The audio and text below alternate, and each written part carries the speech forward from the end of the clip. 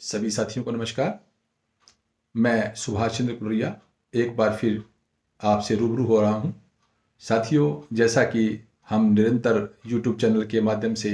आप सभी साथियों से दिव्यांग अधिकारों से जुड़े विभिन्न मुद्दे, केंद्र व राज्य सरकार द्वारा प्रायोजित स्कीमों के बारे में जो है वो जानकारी साझा कर रहे हैं। सबसे पहले तो आप सभी साथियों का बहुत बहुत धन्यवाद, क्योंकि आप सभी साथियों का अपार स्नेह व सहयोग जो है वो निरंतर हमें प्राप्त हो रहा है, और जिसके चलते आपका अपना यूट्यूब चैनल विकलांग संघ उमंग सिरसा जो है वो भारत देश के अंदर एक बड़ी तेजी के साथ उभरते हुए,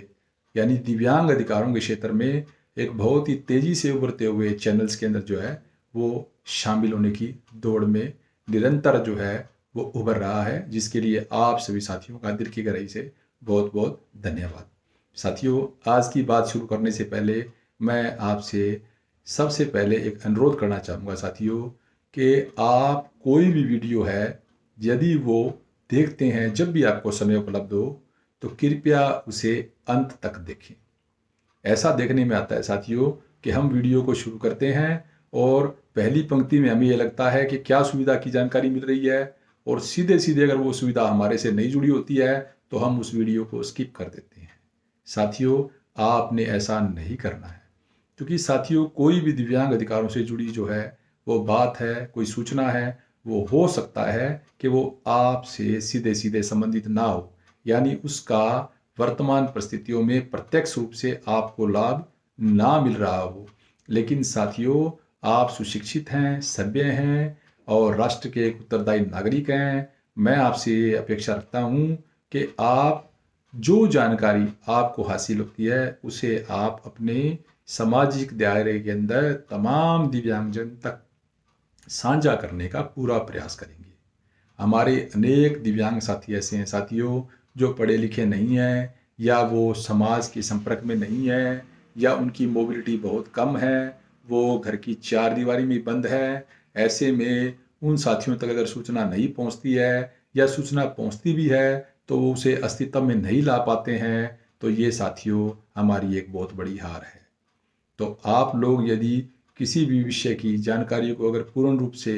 पहले प्राप्त ही नहीं करेंगे, तो मुझे लगता है उसे ट्रांसफर करना बहुत मुश्किल है। किसी और साथी को संप्रेषित करना या उसे समझाना या उसे उसका लाभ सुनिश्चित करना लगभग असंभव है। तो साथियों, आप ऐसा ना करें। आप जो भी वीडियो देखें उसे पूरा अंत तक देखें, ताकि वो जानकारी आपके मस्तिष्क में स्थायी रूप से रहे, और जब भी आपको अवसर उपलब्ध हो और ऐसा महसूस करें कि हमारे सामाजिक दायरे में व्यक्ति विशेष है, चाहे वो हमें कहीं भी मिल रहा है और यह सुविधा उसके काम की हो सकती है, तो हम उसे साथियों वो जानकारी साझा करें। यह बहुत ही पुनीत कार्य है, और मुझे लगता है कि दिव्यांग समुदाय को जागरूक करने के लिए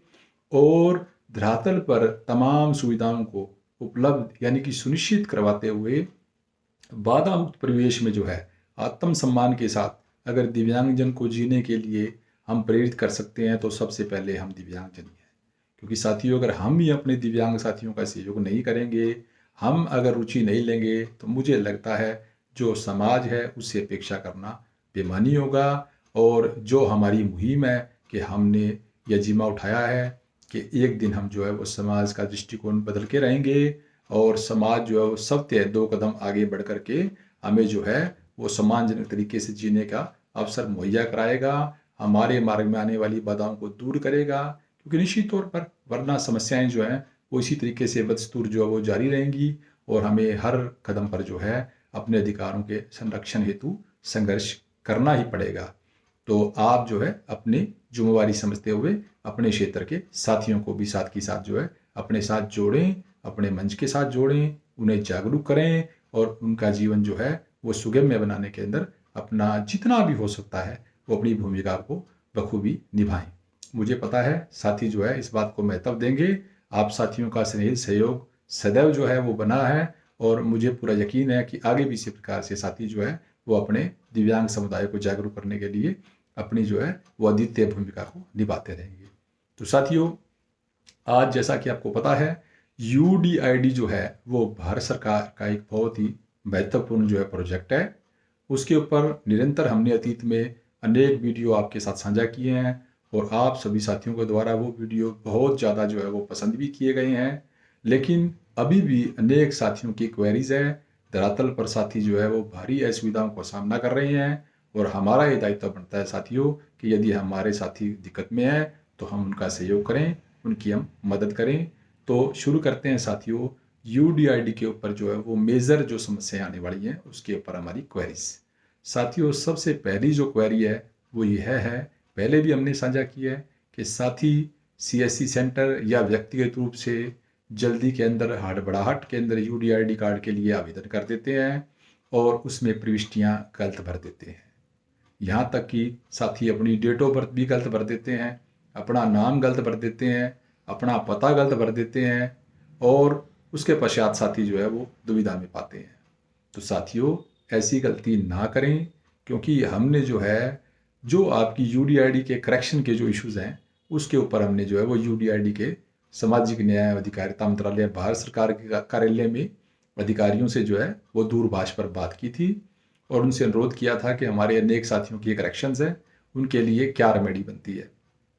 तो उन्होंने ये बताया साथियों कि इक्का दुक्का जो करेक्शंस है उसको छोड़ करके बाकी पोर्टल पर एडिशंस का कोई भी प्रोविज़न नहीं है, कोई भी जो है वो विकल्प नहीं है। तो साथियों, जब पोर्टल पर ही विकल्प नहीं है तो आपके या मेरी चर्चा करने से मुझे लगता है करेक्शन बड़ी नहीं है। तो करेक्शंस की समस्या को हल करने का सबसे बेहतर जो तरीका यही है कि ऐसी नौबत ही ना आए कि हमें यूडीआईडी के अंदर कोई इशू हो और उसकी करेक्शन करवानी पड़े। दूसरा जो बिंदु है साथियों, अगर आपने यूडीआईडी अप्लाई कर दिया और वो यूडीआईडी अभी प्रोसेस नहीं हुआ है, यानी इशू नहीं हुआ है, यानी कि आपने अभी तक रीअसेसमेंट के लिए मेडिकल बोर्ड को फेस नहीं किया है, तो उस स्थिति में साथियों आप जो है वो अपनी माई प्रोफाइल में जाएं। अपडेट माई प्रोफाइल जो है वो ऑप्शन है स्वावलंबन पोर्टल पर, और उसको जब आप खोलेंगे तो उसके अंदर आपने जो फॉर्म भरा है वो एज इट इज ओपन हो जाएगा और उसमें आप जो एंट्री एडिटेबल है उसे एडिट करके और दोबारा सबमिट कर दें। तो वो एंट्री कंसीडरेबल है और वो आपकी एडिट हो जाएगी जो भी कॉलम्स है। लेकिन यदि आपका यूडीआईडी आपने अप्लाई किया है, आपने असेसमेंट करवा ली या वो प्रोसेस्ड हो गया, तो उसके बाद साथियों उसमें करेक्शन की गुंजाइश नहीं है। यहाँ तक कि कुछ साथी तो जल्दी जल्दी के अंदर अपनी दिव्यांगता का प्रकार भी गलत भर देते हैं, क्योंकि उसमें ऑटोमेटिक ऑप्शंस आते हैं। ठीक है जी, दो तरह की टाइप्स होती है, एक में तो कैटेगरी आती है भी आप लो विजन है, ऑर्थोपेडिकली हैं, मेंटली रिटार्ड हैं, और दूसरे में इफेक्टिव पार्ट ऑफ बॉडी आता है। तो उसमें दिखाता है left leg, right leg, left arm, right arm, both limbs, both lower limbs, both upper limbs, both legs, both hands. तो दूसरा जो है वो ये पार्ट होता है। तो साथी जो है वो गलती से कैटेगरी ही गलत भर देते हैं। अब साथी ये प्रश्न कर सकते हैं भी हमारे से तो गलती होगी, लेकिन जो मेडिकल अथॉरिटी है वो गलत क्यों बनाता है, वो तो ठीक करे। बिल्कुल आपकी बात जो मांग है वो जायज़ है साथियों, लेकिन जब डॉक्टर जो हैं वो मेडिकल करते हैं वो एक शीट के ऊपर आपका डायग्नोस कर देते हैं भी 70%, ओके, और OH है तो वो फ्रॉम बोन्स डिस्क्रिप्शन लिख देते हैं। अब साथियों, जो कंप्यूटर ऑपरेटर या डाटा ऑपरेटर है जब उस फाइल को अपलोड करता है तो वहाँ केवल और केवल उसके पास कॉलम होता है परसेंटेज का, और उसने उसमें डाल दिया 70%। डॉक्टर के साइन जहाँ उठाने हैं जो वो डॉक्टर्स के हो गए, डेट डल गई और आपका यूडीआईडी जनरेट हो गया। कि बाकी जो एंट्रीज, जो type of disability, effective part of disability जो आपने भरे हुए हैं वो साथियों एज इट इज़ या आपके डिसेबिलिटी सर्टिफिकेट में या यूडीआईडी के अंदर ऑटोमेटिकली जो है वो प्रिंट हो जाते हैं। अब ये तो सर गहन विश्लेषण का विषय है साथियों कि क्या मेडिकल अथॉरिटी उसको एडिट कर सकती है।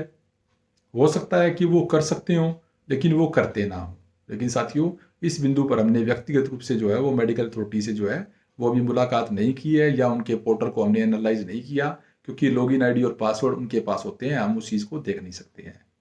लेकिन कहीं न कहीं ऐसा लगता है कि शायद उनके भी हाथ में इस एडिट का ऑप्शन नहीं है। अदरवाइज़ तो ये स्वाभाविक है साथियों कि हमने अगर कोई डिसेबिलिटी का कैटेगरी डाला है और जब जो इश्योरेंस अथॉरिटी है वो जब देख रहे हैं तो उन्हें मैच करना चाहिए कि आप लो विजन भर रहे हैं और वहाँ आप ऑर्थोपेडिकली डॉक्टर का मेडिकल है, तो वो मैच तो उन्हें करना ही चाहिए। और मुझे लगता है ये एडिट का ऑप्शन होना चाहिए, लेकिन ऐसा नहीं है, जिसकी वजह से ऐसी भी मिसमैच आए हैं कि साथियों की कैटेगरी कोई और होती है और उसका जो है वहाँ पर यूडीआईडी किसी और कैटेगरी का जनरेट हो जाता है। परसेंटेज तो वही होती है जो डॉक्टर ने लिखी है, लेकिन जो है वो कैटेगरी जो है वो कहीं ना कहीं जो है ऐसी आती है। तो ये जो साथियों त्रुटि है, ये करेक्शन जो है, ये हमारे एंड पर जो है मिस्टेक है साथियों। तो मुझे लगता है साथी इस चीज़ का ध्यान रखें। लेकिन प्रश्न ये आता है कि ध्यान रखें कहाँ, जिन्होंने बनवा लिया है वो क्या ध्यान रखेंगे।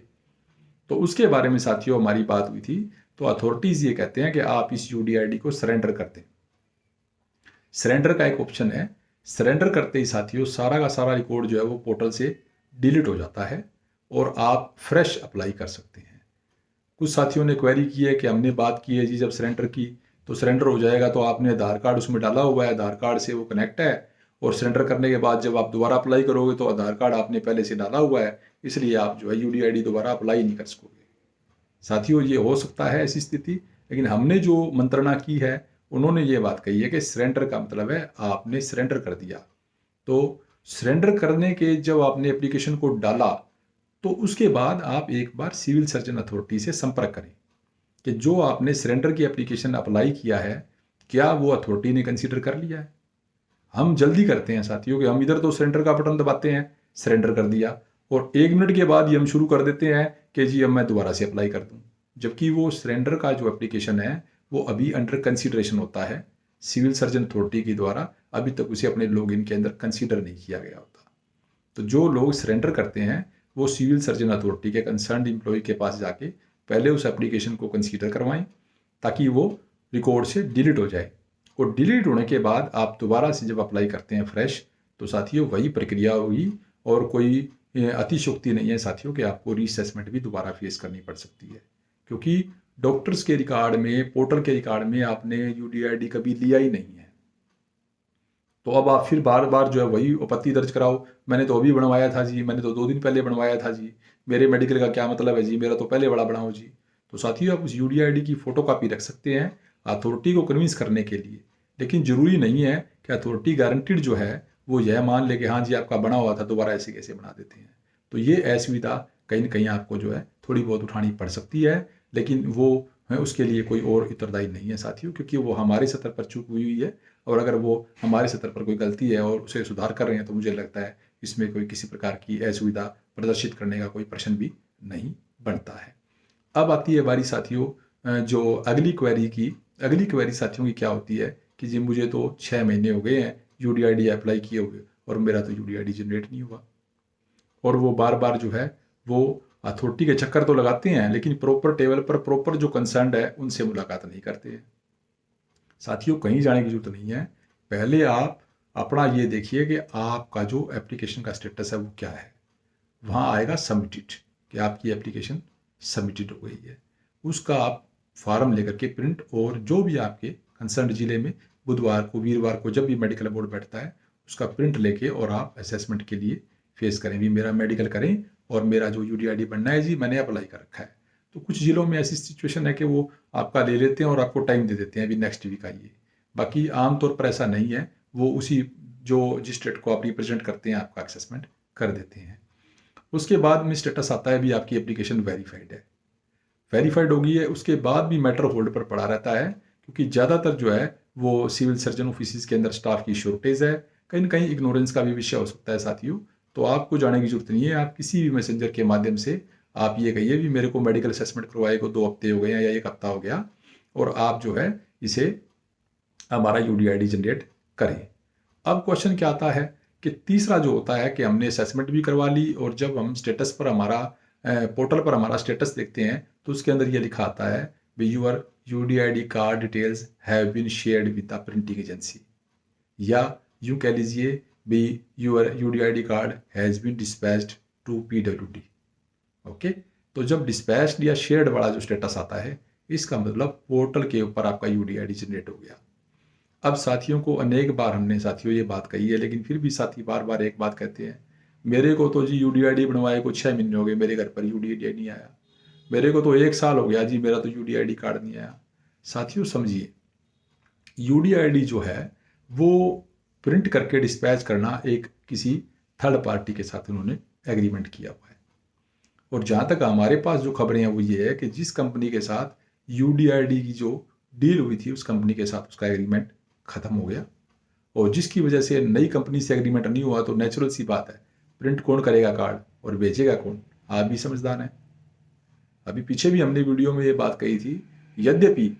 यद्यपि जो है वो यूडीआईडी कार्ड प्रिंटिंग के लिए जो है वो टेंडर हो गए हैं, शायद किसी नई एजेंसी को यह काम दे दिया गया है, लेकिन अभी तक हमारे पास ऐसी सूचनाएं नहीं है कि यूडीआईडी कार्ड घर पर आने चालू हो गए हैं। लेकिन यह कोई बहुत बड़ी समस्या नहीं है साथियों, क्योंकि जैसे ही आपका यूडीआईडी पोर्टल पर अपलोड हो जाता है, आप उसकी ई कॉपी जो है वो जनरेट करें और उसका कलर प्रिंट लेकर के यूडीआईडी कार्ड और आपका डिसेबिलिटी सर्टिफिकेट है दोनों अपने रिकॉर्ड में लगा लें। यद्यपि आजकल तो लगभग जो है वो ऑनलाइन एप्लीकेशन अप्लाई होते हैं, तो उसमें आपको प्रिंट लेने की जरूरत नहीं है, उसका पीडीएफ आप डाउनलोड रखें और जो डाउनलोडेड पीडीएफ है वो आप अपने डॉक्यूमेंट के साथ अटैच करा दें जहां भी कोई आपने एप्लीकेशन अप्लाई करना है। तो साथियों वो एज इट इज वर्क करेगा एज ओरिजिनल। और अगर आपने जीरोक्स भी दिखानी है तो आप उसका प्रिंट ले लीजिए कलर्ड, और वो कहीं आपने ओरिजिनल डॉक्यूमेंट वेरिफिकेशन करानी है तो आप वो कलर्ड प्रिंट लेकर के आप जो है उसकी वेरिफिकेशन जो है वो करवाएं। तो कोई ये नहीं कह सकता भी आपकी ये ई डाउनलोड है, डाउनलोड कॉपी है और ये आपको जो है ओरिजिनल के बराबर नहीं चलेगी। तो किसी साथी के घर अगर आ जाता है तो वेलकम है, वरना मैं तो आपको यही परामर्श दूंगा कि आप जो है वो बिल्कुल इंतज़ार ना करें और उसकी ई कॉपी जो है वो पोर्टल से डाउनलोड करके उसे यूटिलाइज करें। उम्मीद है भविष्य में आने शुरू हो जाएंगे, लेकिन फिर भी जो है वो आप इस चीज़ का ध्यान रखें। तो साथियों आज की वीडियो में इतना ही। आशा है जो डाउट्स है साथियों के वो दूर हो जाएंगे। फिर भी यूडीआईडी के संदर्भ में अगर आपके कोई डाउट है तो आप अपनी क्वेरीज कमेंट बॉक्स में लिखें, हम आपको तुरंत उसका जो है वो जवाब देंगे। और साथियों ई डाउनलोड यानी जो ई यूडीआईडी कार्ड है आपका, उसे डाउनलोड करने में भी साथियों को अगर दिक्कत आती है तो कमेंट बॉक्स में जरूर लिखिए। हम आने वाले समय में जो है आपको ऑन स्क्रीन जो है वो प्रोसेस जो है वो शेयर करेंगे कि किस तरीके से जो है आप जो है यूडीआईडी जो है वो पोर्टल से डाउनलोड कर सकते हैं, ताकि किसी साथी को असुविधा ना हो और वो घर बैठे अपना जो है वो ई वर्जन ऑफ यूडीआईडी कार्ड प्राप्त कर सकें। जुड़े रहिए साथियों, अपने वीडियो को ज़्यादा से ज़्यादा शेयर करें, कमेंट्स करें, लाइक करें, ताकि प्रत्येक दिव्यांग साथियों को घर बैठे जो है ये जानकारी प्राप्त हो और वह विभिन्न प्रकार की भ्रांतियों से उबर करके और उचित तरीके से जो है वो अपना यूडीआईडी प्राप्त कर सके और स्वयं को असुविधा की स्थिति में ना पाए। बहुत बहुत धन्यवाद साथियों। जय दिव्यांग अधिकार, जय संघर्ष।